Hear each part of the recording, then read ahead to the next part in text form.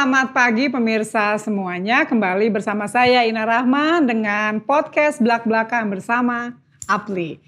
Hari ini saya ditemani oleh pria ganteng idaman istrinya, ya, Bapak Michael Tanudireja. Ya, beliau adalah CEO ya Pak ya, CEO dari PT SIP Indonesia atau Sukses Integritas Perkasa. Selamat pagi Pak Michael. Pagi. Senang sekali Pak akhirnya bisa duduk di kursi panas ini untuk menjawab bulian-bulian saya. Udah biasa Bu dibully. Ada 3 poin yang ingin saya tanyakan ke Bapak sebenarnya seputar kehidupan pribadi Bapak, kemudian seputar bisnis Bapak, kemudian seputar Apli.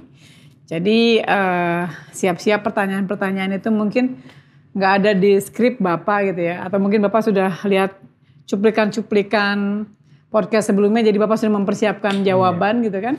Banyak pertanyaan jebakan kayaknya. Nggak jebakan sih Pak, mungkin lebih menelanjangi. Jadi Pak Michael ini perlu diketahui beliau masih berusia sangat muda ya, belum 40 tahun kan Pak ya? 17. Mas 17 tahun. Berapa usia Pak? 30 sekarang. 30 pas? 30 tahun pas? 30 tahun pas. 30 tahun pas sudah bisa sukses. Itu luar biasa. Saya tuh ya kalau diundang ya bersama Pak Kani, Ketua Umum Apli ke acaranya Pak Michael itu ciri khasnya adalah begitu kita masuk ke hall acara, itu di depannya banyak mobil mewah ya Pak. Ferrari, Mercedes 2 pintu, BMW Sport, itu kenapa ada kayak gitu-gitu sih Pak? Ya itu reward lah ya, kasih untuk mereka, untuk leader-leader yang berjuang. Sebenarnya bukan untuk show off kita taruh di sana. Tujuannya sih semoga bisa inspirasi orang-orang yang datang ke sana kan. Kalau misalnya leader-leader ini dari orang yang bukan siapa-siapa dia bisa menjadi siapa gitu kan. Dari bukan siapa-siapa menjadi seseorang gitu kan. Artinya orang yang datang selama mereka berusaha ya mereka bisa juga. Tapi itu beneran dikasih ya Pak ya, kan kadang kalau banyak ya perusahaan-perusahaan seakan-akan supaya menampilkan ini loh kemewahannya, seperti itu kan nggak dikasih. Tapi ini beneran reward buat mereka ya Pak? Ya memang banyak sih yang anggapannya, yang waktu itu kita keluar pertama Ferrari juga banyak lah yang bilang sewa. Karena kan mungkin mereka trauma kali ya, karena di MLM sebelumnya atau perusahaan-perusahaan lain yang kurang integritasnya suruh mereka bahkan paksa leadernya beli gitu loh, supaya untuk pamerin, atau leadernya atau perusahaannya cuma kasih uang DP. Kalau kita beneran langsung kasih mobilnya semua. Jadi makanya saya kalau di Instagram saya tuh ada videonya, kalau saya kasih lihat BPKB-nya tuh udah di kita, gitu. Di leadernya semuanya. Jadi semuanya udah milik mereka masing-masing. Jadi pengen jadi leader saya teh kalau dapat Ferrari gitu kan. Capek Pak jadi sekjen Apli, jadi leader STP lumayan tuh kan. Enggak dong. Kalau Apli nggak ada Bu Ina juga nanti nggak jalan Bu. Iya capek deh. Pak Bapak udah berkeluarga ya? Udah. Kalau boleh tahu istri berapa, simpanan berapa, anak berapa, anak dari? Istri berapa ya? Iya. Ya 1 lah Bu. Istrinya nonton loh. Iya, yang ketahuan 1. Yang ketahuan. Nah, ini kode keras gitu kan? Enggak. Istri 1, anak baru 1 sekarang. Anak umur 5 tahun. Perempuan ya Pak ya anaknya ya? Perempuan. Kemarin juga saya baru tahu kalau Synergy Worldwide baru ulang tahun perusahaan ke-16 di Indonesia. Kalau Pak Michael baru ulang tahun pernikahan ya Pak ya, kalau nggak salah kan baru pernikahan yang ke-7. Yang ke-7. Semoga kalau di kita tuh ada istilahnya sakinah mawaddah warohmah, bahagia terus sampai maut memisahkan. Amin. Karena anak masih kecil mungkin yang yang menuntut waktu dan perhatian mungkin dari istri ya Pak ya? Sebenarnya istri saya kebetulan mendukung lah, jadi sebenarnya nggak terlalu demand waktu karena kan tahu ketika bangun perusahaan ini kan ada tanggung jawab lah. Iya. Jadi nggak seperti harus ada waktu untuk ini. Jadi kalau saya lagi kerja kadang-kadang keliling Indonesia nggak pulang gitu kan, dia ngerti lah. Nggak nuntut kemana aja sih Pak, kok nggak pulang-pulang gitu, nggak ada. Karena tahu lah kan ada tanggung jawab. Apalagi kalau udah bangun perusahaan gini kan setidaknya udah puluhan ribu member kan, setidaknya menggantungkan harapannya kan ke perusahaan. Jadi dia tahu kalau yang saya lakukan pasti bukan karena egois mau kerja, tapi memang kita harus penuhin tanggung jawab kan ke member-member kita gitu. Ya kan kalau kita tahu tuh bisnis direct selling ini kan bisnis yang luar biasa ya. Namanya juga direct selling, artinya kan penjualan langsung gitu ya, yang kita nggak bisa lakukan setengah hati. Artinya memang memakan waktu 24 hour ya, kita harus anytime ada buat perusahaan dan buat leader gitu. Itu dari istri nggak pernah ada komplain ya Pak? Tiba-tiba misalnya Bapak baru pulang dari luar kota, terus tiba-tiba harus pergi lagi atau harus terima telepon di tengah malam atau gimana? Enggak, udah sangat mengerti lah kalau istri sih. Awalnya mungkin Puji berat Tuhan kali ya? Mereka dia ngerti ya. Awalnya mungkin berat ya Pak? Atau awalnya sudah biasa? Atau mungkin sudah biasa tersakiti? Aduh, kalau dari dulu enggak, karena dari dulu kan tahu emang kerja keras kan dari dulu gitu loh. Jadi sudah terbentuk lah, maksudnya polanya dari awal sehingga pas lagi bangun ini juga memang udah biasa. Jadi nggak kaget lagi ya Pak ya? Nggak kaget lagi. Mungkin dari keluarga Bapak memang basic keluarganya memang udah bisnis atau ada bisnis keluarga lain yang akhirnya ketika Bapak membuka bisnis ini fine-fine aja pihak keluarga, orang tua, istri, anak? Pas bangun sebenarnya kalau orang tua sih bukan punya bisnis, jadi semuanya bangun dari nol sih Bu Ina.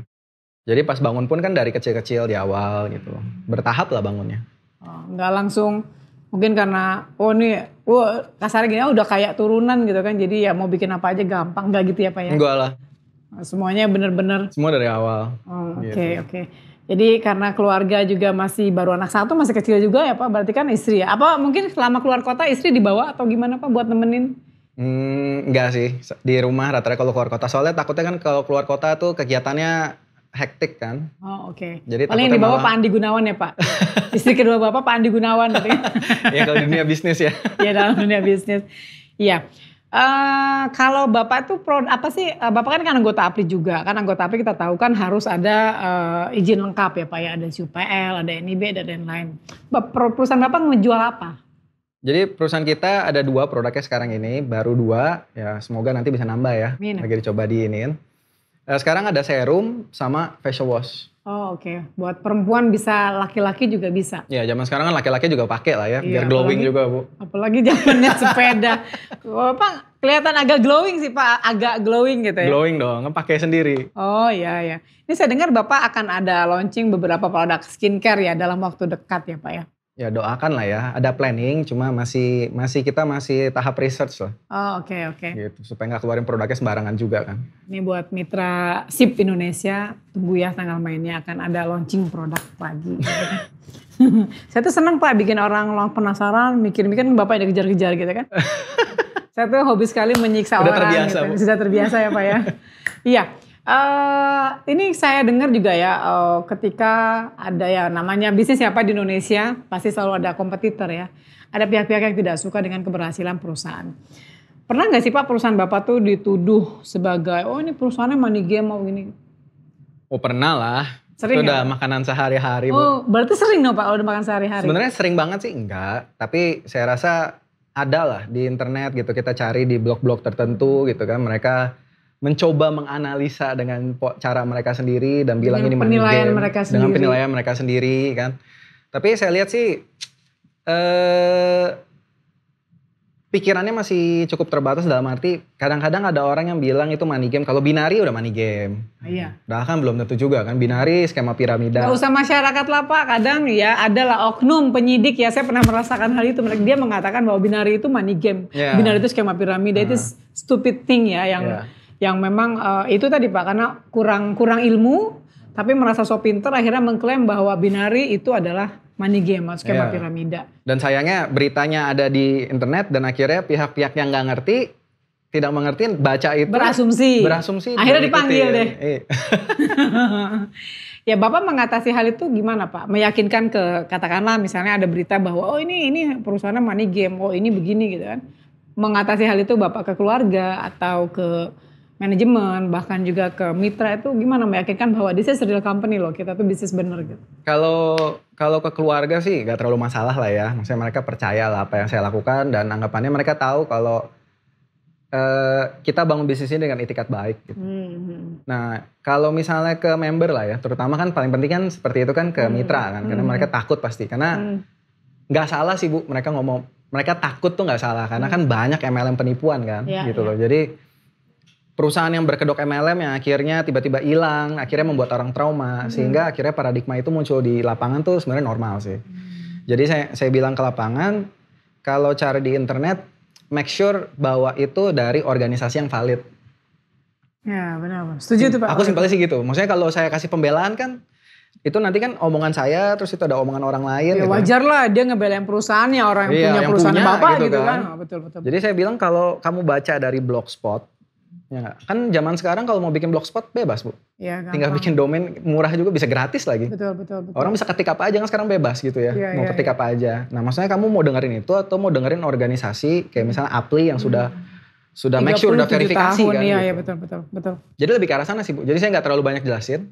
Kalau emang ini nggak bagus, ini penipuan dan lain-lain, pasti kan nggak masuk Apply. Ya benar. Ya kadang memang tergantung tuh masyarakat kita tuh kan kadang berita apalagi cuma ya dari tulisan blogger gitu ya, blogger yang nggak jelas gitu ya. Yeah. Tulisan akhirnya menyesatkan atau blogger bayaran ya untuk menghancurkan satu perusahaan gitu ya. Yang sebenarnya dia hanya berasumsi dengan pola pikir dia gitu. Betul. Dia tidak melihat ke dalamnya gitu. Betul. Kan. Ya sedih juga sih kadang masyarakat Indonesia masih sangat terpengaruh dengan hal-hal seperti itu gitu ya. Yeah. Nah sebenarnya itu tugas kami sih Pak dari asosiasi membantu masyarakat untuk lebih memahami gitu ya, bagaimana membedakan the real MLM sama yang money game. Mungkin juga bisa Pak ketika orang berpikir bahwa perusahaan Bapak dituduh ya melakukan money game atau skema piramida. Ini kan Bapak yang saya lihat nih ada PT SIP Indonesia dan ada PT PIS Indonesia ya. Nah itu mungkin sama nggak sih Pak manajemennya antara SIP Indonesia dengan PT PIS ini? Jadi pas saya bangun bisnis SIP ini, kita bangun MLM ini, saya juga karena milenial ya Bu ya, masih generasi muda, jadi saya lihat sekarang zaman teknologi nih, zaman teknologi gitu loh. Saya pikir sayang sekali kalau kita nggak manfaatin gitu loh teknologi ini, apalagi saya lihat Indonesia ini lagi momennya, maksudnya momen dimana lagi masa transisi kan, Indonesia dari orang anggapannya pakai metode konvensional, sekarang mulai canggih. Dikit-dikit orang semuanya udah mulai pakai gadget dan lain-lain dan saya lihat potensinya kan besar. Oh akhirnya Bapak untuk membangun PT PIS ini Bapak mencoba bermitra dengan teman Bapak ya. Betul. Untuk dia membuat PT PIS yang akhirnya berkolaborasi dengan PT SIP Indonesia. Jadi aplikasinya ini menjadi fasilitas gitu loh untuk member-member yang ada di SIP. Oh berarti memang ada dua perusahaan yang berbeda. Betul. Oh, karena perusahaan dan dua legalitas yang berbeda. Iya. Karena saya melihat begini ya, kalau saya masyarakat awam ketika kita ngelihat PT SIP Indonesia, itu kan PT Sukses Integritas Perkasa. Sedangkan di PT PIS ini kan sebutannya adalah Smart in Pace. Kalau kita singkat kan juga sama, SIP juga gitu ya. Padahal SIP yang di SIP PT PIS ini adalah aplikasi. Betul. Lebih ke payment gateway sebenarnya kan kalau saya melihat gitu ya. Nah Bapak mengantisipasi hal ini untuk menjawab pertanyaan member ya, pertanyaan mitra, pertanyaan leader ini gimana gitu kan. PIS sama SIP ini sama atau enggak sih? Kan mereka pasti banyak yang bertanya seperti itu. Karena kami pun di asosiasi banyak menerima pertanyaan seperti itu gitu ya. Cuma memang karena seleksi keanggotaan di Apply sangat ketat, kita hanya bisa menjelaskan bahwa SIP Indonesia itu memang anggota Apply, tapi yang PIS ini karena memang dia bukan business direct selling, dia bukan anggota Apply gitu ya. Ini korelasinya antara SIP dan PIS ini gimana Pak? Sebenarnya kerjasama aja sih Bu, kerjasama. Berarti Bapak terikat kontrak ya dengan PIS ya? Betul, ada perjanjian kerjasamanya di mana ketika membernya transaksi ada cashback. Tapi ya aplikasi ini kan sebenarnya bisa digunakan secara gratis. Oh oke. Jadi ada anggapan di mana aplikasi ini hanya bisa digunakan oleh member dari SIP Indonesia gitu kan. Nah itu yang dianggap akhirnya kita kan money game dan lain-lain gitu. Padahal itu hanya fasilitas dan sifatnya tidak dipaksa harus ikut SIP itu ya Pak? Ya, harus ikut Smart in Page itu aplikasi itu. Jadi kalau misalnya yang anggapannya lagi nonton podcast ini, mau download aplikasinya itu free ada di Play Store atau App Store. Oh oke. Jadi memang dua perusahaan yang berbeda, dengan dua aplikasi juga yang berbeda, dua legalitas yang berbeda, dua manajemen yang berbeda, dengan pemegang saham juga yang sangat berbeda. Tapi kalau capek ya Pak ya, pasti tuh rajin dipanggil Satgas ya. Tapi saya lihat gini, kalau dua perusahaan ini saya lihat kalau memang bisa berkolaborasi dengan baik kan sebenarnya juga bagus. Iya sih, ya karena memang kita tidak bisa tutup mata dengan era digital saat ini. Ya kalau kita nggak bisa teknologi, kita nggak bermain digital, kita ketinggalan. Apa yang mau kita jual gitu kan? Betul. Sekarang kita mau jual pasir pun, mau jual hand sanitizer pun, saingan udah di mana-mana ya Pak ya. Betul. Kita tinggal ngandelin ya itu tadi Pak, leader ya, cara direct selling meyakinkan mitra bahwa ini produk bagus gitu kan. Kemudian juga ada benefit lain yang didapat gitu kan. Ya mungkin perjuangan ya Pak ya buat PT SIP Indonesia khususnya Bapak untuk Ya Bu Ina paling tahu lah perjuangannya. Iya kadang kan kita juga dari Apli itu sering Pak mendapat pertanyaan, bahkan Mbak Gia, Mbak Neni ya, karena mereka kan di sekretariat itu sering mendapat pertanyaan, ini sebenarnya SIP Indonesia nih gimana sih, legal nggak sih, bener nggak sih anggota Apli gitu. Karena sebatas asosiasi kita harus menjawab based on paper yang masuk ke kita, ya kami akan jawab ya apa adanya. Gitu. Ya mungkin PR buat Bapak ya, meyakinkan ke mana? Ke mitra ya, ke masyarakat bahwa kita ini beneran real MLM. Mungkin dibuktikan dengan launching beberapa produk skincare lagi itu Pak. Yang bisa lebih gimana gitu. Jadi juga Kemendak sama Satgas berhenti ngejar-ngejar Bapak gitu kan. Ini leader Pak, leader lebih banyak laki atau perempuan Pak? Kalau sekarang sih cukup balance ya. Balance ya, bukan laki ya Pak ya, banyak? Enggak, ya 60-40 lah ya. 60-40. Omset terbesar itu berapa top leader yang Bapak punya? Maksudnya berapa top leader yang sekarang? Berapa top leader Bapak punya sekarang? Kalau definisi top leadernya apa dulu nih Bu? Ya yang punya penghasilan tertinggi gitu kan. Ini kan definisi umum ya Pak, top leader adalah gitu kan. Kalau bukan definisi yang berdasarkan definisi, top leader adalah orang yang mau gitu. Misalnya minimal bonusnya berapa gitu. Kan minimal bonus teh Bapak yang menentukan perusahaan. Kalau top leader ya mungkin sekitar, kalau yang sampai sudah nyentuh miliar ya, mungkin 40-50. Oh 40 banyak ya Pak ya? Itu tiap bulan atau akumulasi? Akumulasi, maksudnya total bonus, bukan bonus per bulan ya. Oke. Jadi akumulasi top leader Bapak sekarang ini ada kurang lebih 40 orang atau 40 miliar omset akumulasinya? Bukan, 40 orang yang sudah dapat income total di atas 1 miliar lah. Oh, banyak juga ya Pak ya? Kenapa saya belum dapat ya? Saya bukan leader Bapak ya. Jadi lucu kadang Bu Ina itu pertanyaan. Ini namanya sentilan ini. Oh, jadi sudah ada 30-40 orang yang penghasilannya more than itu gitu ya. Kalau bonus yang dibayarin tiap bulan berapa Pak? Kepo. In between lah Pak, nggak usah angka real gitu kan, kurang lebih. Saya deg-degan nunggu jawabannya. Sekitar ya di atas 5M lah pastinya ya. Oh banyak ya? Ya tergantung average maksudnya dari awal ya gitu. Kan kalau sejak COVID ini juga kan sebenarnya pastinya performance-nya nggak sebagus yang kita harapkan lah ya. Karena dengan ada COVID ini kan menurut saya bukannya produknya nggak diterima sih, tapi lebih ke arah daya beli masyarakat kan turun.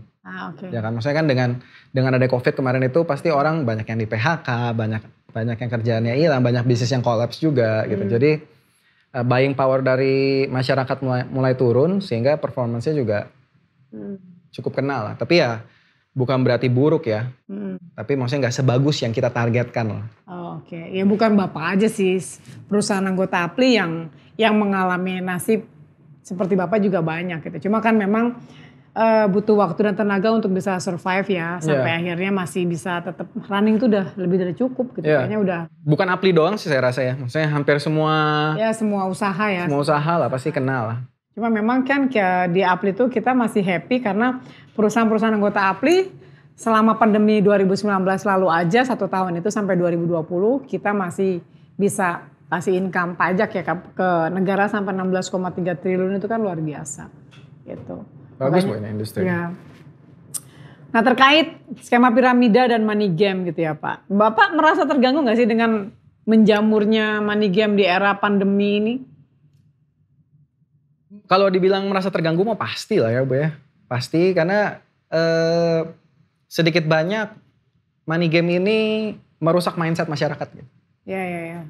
Karena banyak orang akhirnya yang ikut money game ketipu dan akhirnya nyalahinnya MLM. Bisa juga. Karena money game itu sifatnya perekrutan kan. Iya. Jadi anggapannya ketika mereka lihat MLM ada perekrutan, money game dianggap juga sama gitu loh. Okay. Itu penyakitnya kan. Udah gitu juga yang saya lihat paling parah ya kalau money game itu mental pengen cepat kayanya. Jadi kan kalau ikut money game kan sekarang dikasih passive income tiap bulan ya kan, nggak perlu capek-capek kerja dapat bonus. Nah pas mental ini dibawa ke MLM ini yang repot. Karena kalau di MLM kan mau dapat duit kita harus berusaha. Iya. Apalagi sekarang passive income udah tidak diperbolehkan kan. Iya gitu. Oke.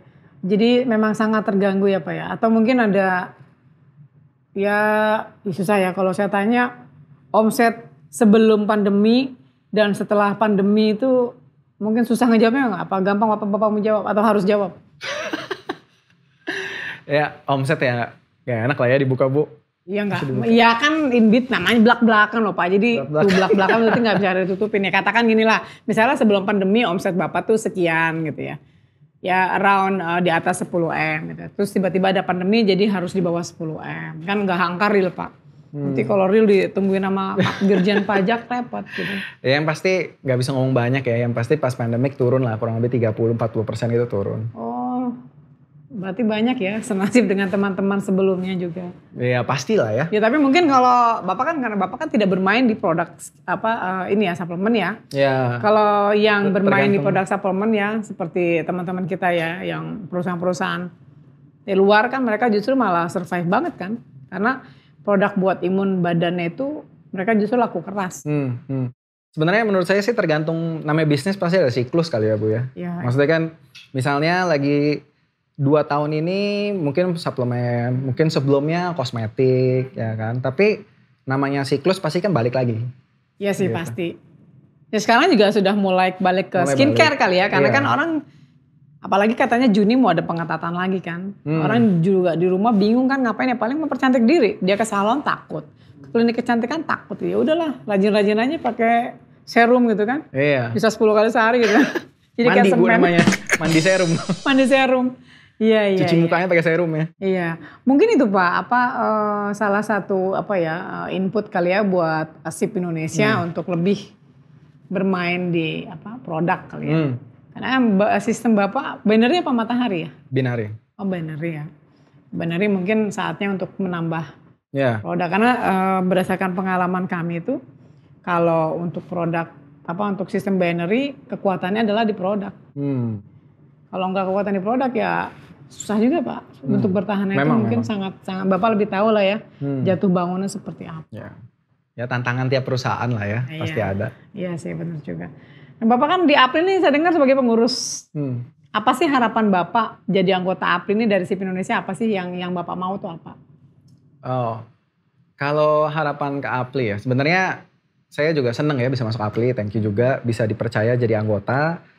Harapannya sih supaya saya dan company gitu ya bisa karena basically menurut saya tuh industri MLM kan bagus sebenarnya ya. Karena kita ngomong fair modalnya kecil, udah gitu punya potensi yang besar dan punya entry barrier yang rendah gitu. Anggapannya kalau kita kerja harus S1. Ya nggak, zaman sekarang SMA susah mau cari kerja kan. Iya juga sih. S1 aja sekarang banyak yang nggak dapat kerja kan. Betul. Tapi kan kalau MLM ini dengan modal kecil kita bisa berusaha juga. Gitu. Nah harapan saya kita bisa edukasi market gitu. Karena kan banyak yang punya paradigma salah nih ke MLM. Dan banyak yang anggap MLM itu bukan pekerjaan yang serius Bu. Jadi kan banyak yang underestimate. Kalau ditanya kerjanya apa, MLM. Kesannya tuh nipu gitu kan. Sosial statusnya berkurang gitu loh. Oh oke. Dibanding kalau misalnya kita kerja, misalnya saya bilang saya kerja di jadi bank internasional gitu, di Sudirman misalnya kan kelihatan keren. Tapi Indian kan sebenarnya hasil Bu. Padahal kan kerja di bank juga kalau di security kan juga begitu. Oh nah orang ya itu tadi image. Image lebih penting gitu. Iya, maksudnya saya pengen gitu lewat APRI ini kita bisa mengedukasi market bahwa nggak penting gengsi gitu loh. Ini industri yang bagus, yang patut diseriusin. Terus enak kalau masuk sini kan kita kembangin diri juga kan, gitu. Belajar ilmu sales juga. Anyway nanti kalau mau bisnis kan harus bisa jualan Bu. Iya betul. Jadi sebenarnya bagus gitu. Intinya yang penting halal lah ya, nggak melanggar peraturan. Nggak melanggar peraturan. Jadi harapannya dari APRI ini kita perlahan-lahan bisa membawa sosialisasikan MLM itu good ke masyarakat gitu.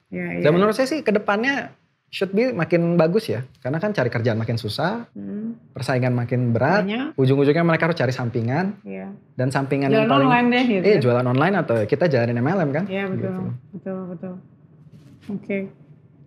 Luar biasa Pak Michael ini sampai saya sulit untuk berkata-kata karena salah satu yang hot issue tuh Pak di APRI itu kan perusahaan Bapak ya. Karena kan itu tadi ya, tuduhan masyarakat, tudingan orang yang nggak mengerti bahwa SIP itu adalah part of the money game company gitu kan. Ternyata kan tidak seperti itu gitu. Iyalah, pasti. Ya memang itu sangat tugas berat Pak. Dari kami sih asosiasi lebih mengharapkan mungkin perusahaan lebih menekankan bahwa pembuktian diri sih sebenarnya bahwa kita nih beneran MLM gitu kan. Mungkin juga top leader Bapak juga yang membantu mensosialisasikan bahwa perusahaan Bapak tuh legalitasnya juga udah lengkap semuanya. Dari PSE, PMSE itu semuanya udah ada gitu kan. Sebelum kita tutup podcast ini, saya pengen tahu definisi good leader itu apa? Definisi good leader ya. Bapak di situ. Oke, menurut saya definisi good leader adalah orang yang memberi contoh lewat action bukan dengan kata-kata. Wis. Singkat. Kelihatan bijak ya? Iya kelihatan bijak. Singkat, saya lagi mau kick pertanyaan balik bingung gitu. Orang yang memberi contoh dengan action. Dengan action bukan dengan kata-kata. Jadi kalau mau bilang ke timnya kerja keras, berarti dia harus kerja lebih keras. Kalau suruh timnya belajar, ya berarti dia harus belajar lebih keras. Kan saya jadiin caption Instagram saya setelah ini. Good leader adalah bagus juga. Tapi berarti pemahaman Bapak adalah good leader bukan berarti orang yang berpenghasilan besar. Enggak lah. Kan orang yang kalau di MLM kadang-kadang di MLM itu kan ada yang beruntung juga, Bu. Maksudnya beruntung dia ketemu satu orang, ternyata dua-duanya ini orang yang komitmen dan serius, ya kan, dianya dapat bonus gitu kan. Walaupun mungkin 1 dari 10.000 yang kayak gitu, tapi kan ada. Kalau dia bonusnya besar bukan berarti kan dia good leader sebenarnya. Oh, oke. Jadi nggak semua yang berpenghasilan besar dia seorang good leader. Tapi good leader adalah orang yang bisa menunjukkan bahwa berhasil itu tidak dengan kata-kata, tapi dengan perbuatan. Luar biasa. Mungkin Pak Michael ada yang ingin disampaikan ke mitranya SIP Indonesia. Mumpung di sini gitu kan Pak bisa bicara, lebih giat menjual, lebih giat apa gitu Pak. Ya. Mungkin kan gak semua orang tahu, ini Pak Michael ini ownernya SIP Indonesia loh gitu kan. Jadi yang di daerah kan Bapak juga kan mungkin belum tahu karena kan mereka cuma join by website gitu kan. Jadi saatnya Bapak memperkenalkan diri. Aku loh gitu Pak. Aku yang glowing ini gitu kan. Gitu. Ini karena pakai serum S2U gitu ya. Ini loh pakai produk Bapak S2U gitu kan. Ya. Mau glowing seperti saya gitu kan bisa. Silakan loh Pak. Ya untuk teman-teman lagi nonton intinya kalau lagi berjuang jangan pernah menyerah lah ya. Maksudnya tetap semangat di kondisi COVID gak gampang pastinya. Tapi yang pasti saya ya ikut bareng Bu Ina juga. Intinya kita komitmen lah bahwa untuk perusahaan ini bagaimana perusahaan ini ngikutin regulasi yang ada ya kan. Dan semuanya untuk omongan-omongan ada internet ya dipilah-pilah lah ya. Dipilah-pilah. Dan tetap semangat filter ya? Ya ada yang filter lah, difilter dengan baik. Dan tetap semangat lah karena perusahaannya pasti bisa besar. Oke.